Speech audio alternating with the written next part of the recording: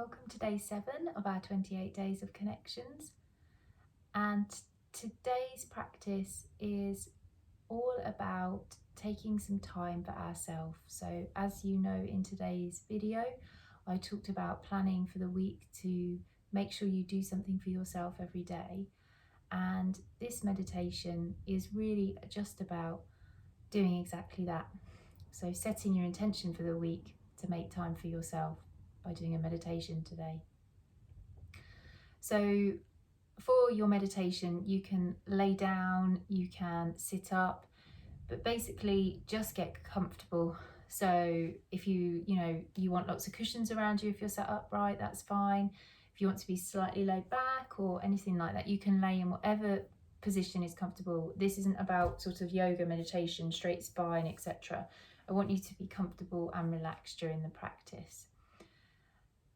And so coming into whatever position is comfortable for you, and just now taking some time to come into your body. So start to, maybe if you feel like it's the right time for you, just closing your eyes or casting your gaze down if you're sat upright.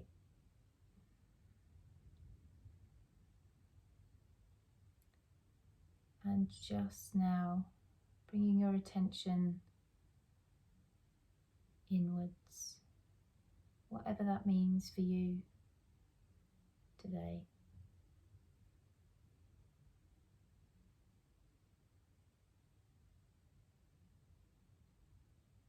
And I really like to start my practices by just becoming really aware of where I am in this space and time. So if I'm laid down, just imagining myself connected to the ground,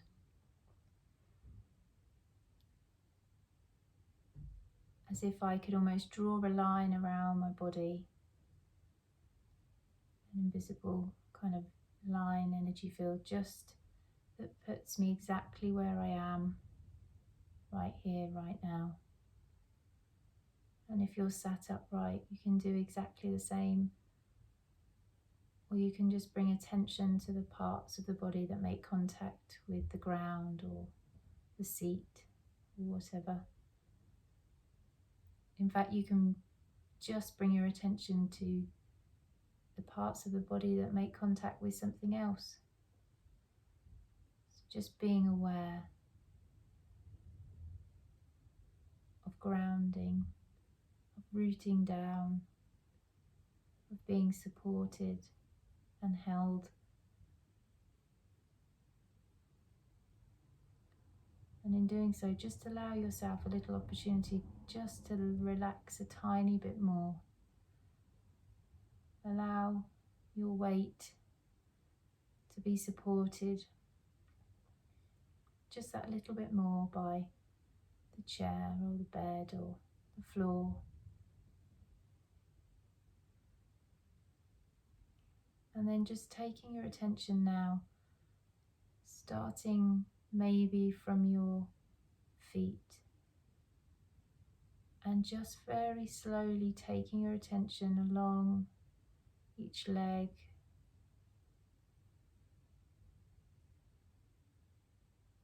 maybe into the hips and the torso and the belly, along the spine,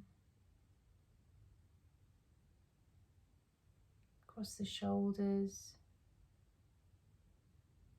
down each arm,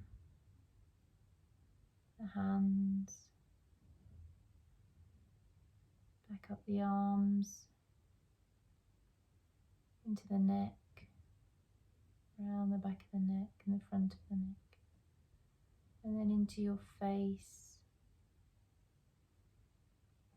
your jaw, your eyes, your forehead, your scalp, and just taking your attention to those parts I've named, and then coming back round through the scalp, forehead, eyes, jaw, all around the neck, shoulders,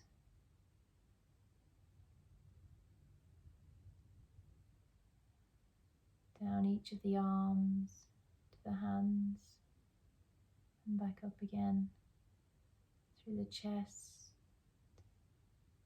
down the sides, down the spine, around the belly, into the pelvis, and the hips, down each of the legs, to the feet.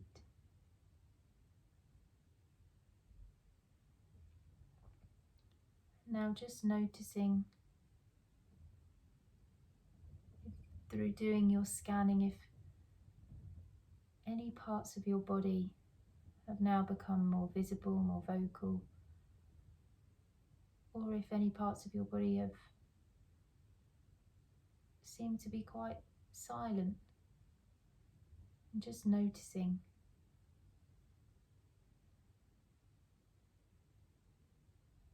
Noticing how your body feels, noticing if there's any parts of your body that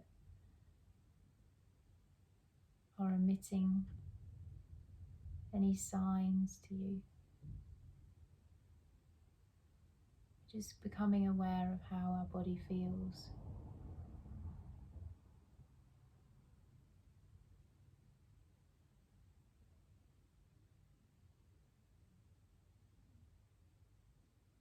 And now bringing our attention to our breath. And again, placing our awareness on our breath by just observing it as if we're a bystander. So letting it flow freely in and out.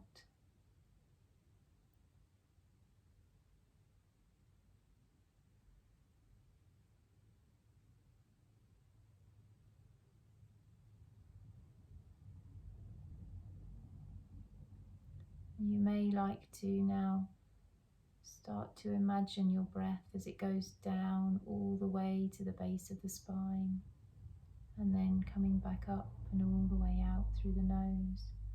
So almost as if it's an energetic flow.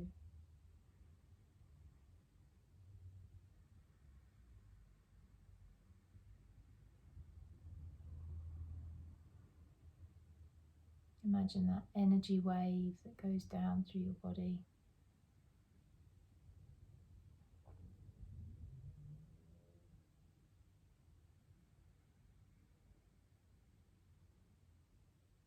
Not allowing any tension to enter your shoulders, so no big deep breaths that require sort of full-on shoulder effort and chest, but just nice gentle breathing, following that flow of breath as it comes into the body and leaves again.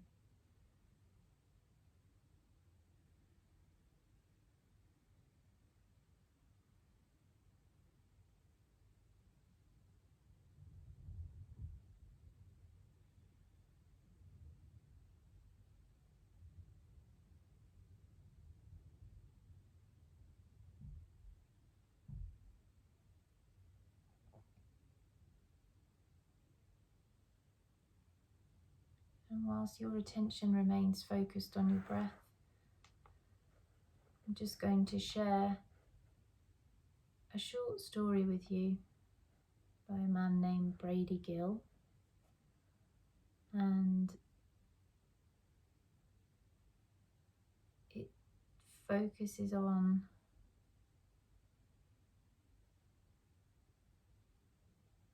our strive to always want to do better when perhaps we don't need to be.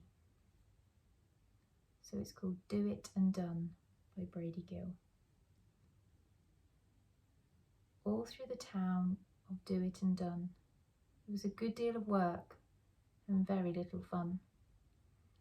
The townspeople there were all busy pursuing the best ways of doing things that needed doing.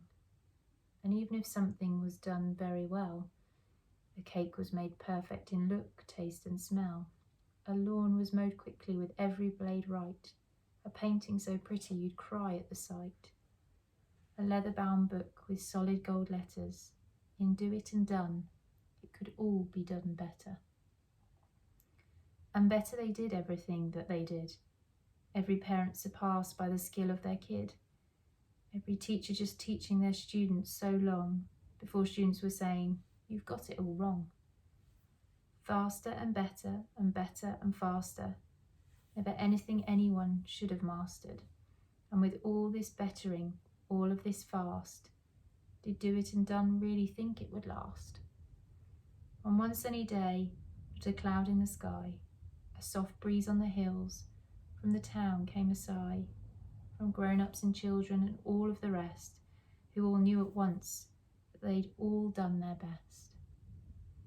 They put down their paper and pencil or tools.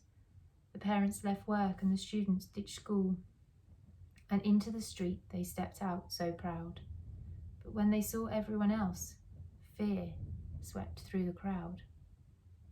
"If we're all at our best," said a man quite diminished, "then we're all like the rest," he quietly finished. At 3:27 the meeting bell rung for the smartest and wisest of Do It and Done to lock themselves up in the mayor's big house and ponder and think and check and guess and stay in the house till they solve this big mess. And solve it they did, for after a week the mayor's door opened and out with a creak stepped the smartest and wisest of Do It and Done. "There's bettering left for us all," he begun. "Everyone now must soon make a bond with somebody else who's equally strong. Someone as bright and as smart and as clever, and by besting their best you'll surely get better." So off they all went with someone the same muscle for moving, same smartness of brain, and everything done was bested by the other. A girl's pretty picture bested by her brother. Well, she bested him and he bested her, till they screamed at each other, but their art was superb. Two builders were building two beautiful boats. "My boat is the best," they both did boast. When one builder built something that was new, the other would build the same thing, but in twos. One sail became two, two became four, and more, and more, and more, and more, till the best of their boats sank to the ocean floor. A husband and wife who both loved to cook started sealing and hiding the recipe book. "Delicious," he called out in an unfriendly tone to his wife while he ate on the floor all alone. The besting continued, but out of their hands the besting escaped and went into the land. The first to start besting were the sea and the shore. Every wave the sea gave, it reached out for more. But the shore would not give in to the sea's demands. It held fast with towers and walls made of sand. They battled and fought for who took up the most room, with tidal waves crashing on mountainous dunes. Next were the trees and the air up above, the trees reaching up, but pushed down with shoves. The more the trees grew, the more the wind blew, on trees and the seas and the townspeople too. The sun and the moon held a race in the sky, each side of it marked with a cloud finish line. Each day the sun was a little more fast, so every day was shorter than the last. The moon, who never turned down a fight, leapt from star to star and shortened the night. Faster and faster the days and nights flew. Older and older the townspeople grew. Their faces were stained with furrowing frowns, from cheering themselves while putting friends down. Their bodies were brittle and quite slow to heal, so busy in besting they forgot all their meals. Locked in their rooms, standing apart, in besting the rest they hardened their hearts. And as their hearts hardened, the best stood alone, and Do It had done was all turned to stone. The sun and the moon stopped their race in the sky. The wind quit its gusting. The sea changed its tide.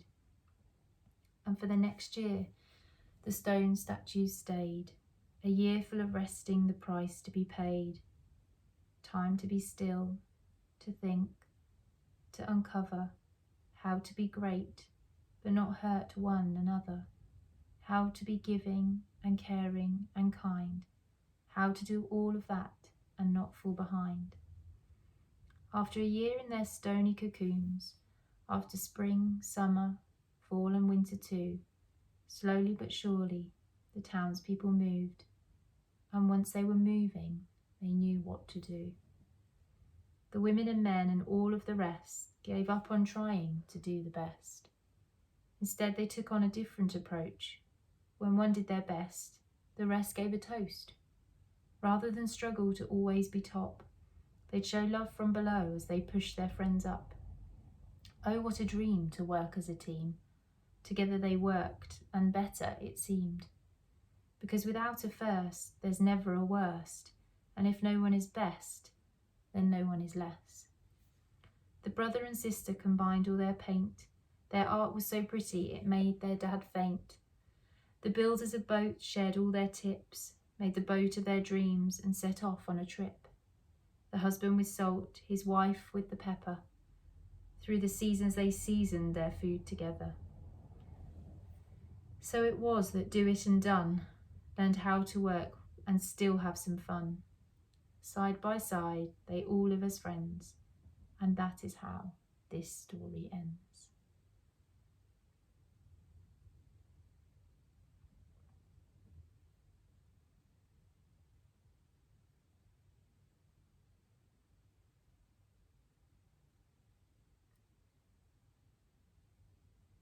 So just coming now back to your breath.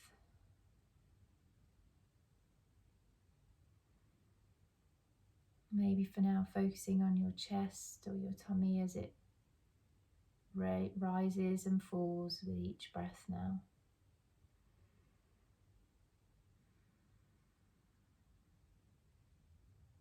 And then beginning to become aware of the room around you. So you can imagine the room you are in. You can begin to listen to the sounds around you.